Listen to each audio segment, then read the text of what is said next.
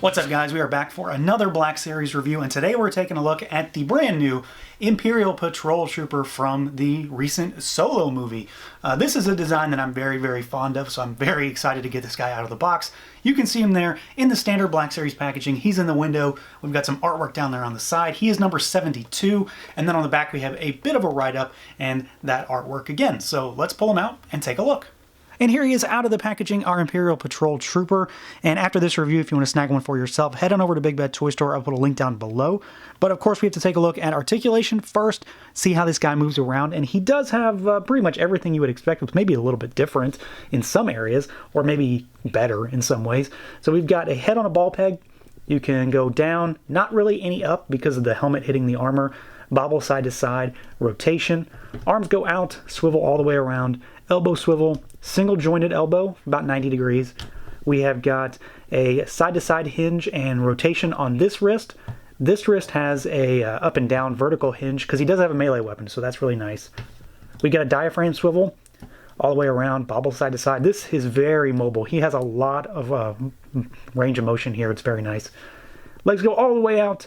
You can kick forward, but you need to swivel a little bit at that peg in there because the crotch piece will get in the way just a bit. He doesn't really have a lot back, though, because his butt gets in the way. We do have a thigh cut. We have got double jointed knees, so he goes all the way back. We actually have a boot cut here, which is really nice. And then we've got rocker, and we've got hinge down at those ankles. So he has, basically what you would expect, but he has a little bit different in some places. And he's surprisingly more mobile than I would have expected. Almost too agile for a stormtrooper. Now, as far as the overall look and feel of this guy, I am really happy with the general design of this particular trooper, and I think it translates into figure form pretty well. We've got a kind of a mishmash of troopers here in certain ways. So you can kind of see a little bit of a scout trooper in certain ways. You can obviously see a stormtrooper, but from the waist down, I get a very shore trooper, a very tank trooper type of look with the actual pants and then these shin guards here. So I kind of like the fact that it's not just a recolored stormtrooper. There is definitely some differences here and there. We've got, obviously the pants are a big difference just because he's not fully clad in armor, and I really like it. I like the white stripe that runs down. I like these different style boots that we have, and I really like his chest piece. I don't know, it's really basic, but at the same time, something about it, maybe it's that green dot to just kind of break it up a bit, that really does it for me. You can see we've got, basically just a mix of blacks and whites on this figure, and kind of like with some of the First Order stormtroopers, there is a little bit of kind of fading between the black and the white where paint is applied. It's not the greatest in some areas. I've even got a little nick on my helmet, which is probably the worst place to have it, at least as far as I'm concerned. But for the most part, this guy does look pretty nice, and I just like the overall design of it. It very much looks like a trooper that you might see on a, well, not a motorcycle, but a hover bike or whatever it is that he actually rides on. So I do like the design here. I like the subtle changes in the Stormtrooper helmet. We've got the little mouthpiece here, and I really like the color scheme. Just having a half black Stormtrooper helmet on its own really does something for me. I kind of regret not getting more than one of these already, because I should have gotten two from the outset, and I still just have the one. But I do like this guy. He very much looks kind of like a light armored trooper, one that isn't necessarily going to be in the thick of it, but is still a stormtrooper in some fashion nonetheless. So I do like this guy. I think he's pretty cool, and I just like the design. I overall like the sculpt on him. He's got a lot of little detail on the armor here and there, a lot of line work, a lot of plating. So yeah, I mean, it's not the most intricate design, and it doesn't stand out. It's not garish in its design, but I like how he looks, and I think Hasbro did a pretty decent job here.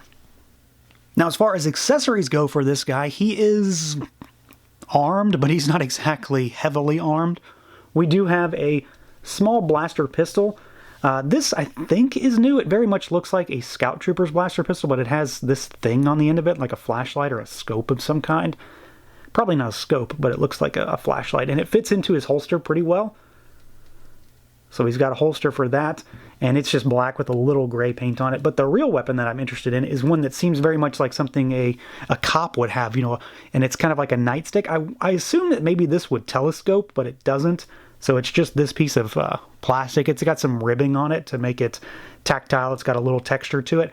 A little silver paint in the middle. I like the idea of a stormtrooper having a melee weapon. I'm a big fan of the First Order riot troopers, for example. Those are really cool. I like the melee weapons with troopers. So I'm pretty keen on the idea of having this, and he's got this little double-barreled holster that it just sits in right there, and he comes with that in the package. So I do like that. I wish that it would telescope or something. I honestly don't really remember if we see that in the movie. I've only watched Solo the one time, so I'm not up to speed on whether or not we actually see him use that weapon, or if he does what he does with it. Someone, I'm sure, will let me know one way or the other. But I like the idea of it, and as far as having a weapon in this guy's hand, that's the one that I'm going to be using. The gun will probably stay holstered, but both are pretty solid, and I think fit the overall theme of this trooper.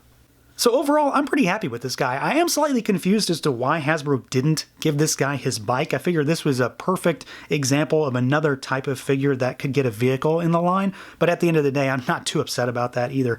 I like the idea behind this figure. I like the slight changes to the helmet. I like the mostly black design from the waist down. I like the various influences from other types of troopers, and in general, I just think he looks cool. I already said it, I want a second one, so that kind of tells you that it's a winner in my book. I just like the design.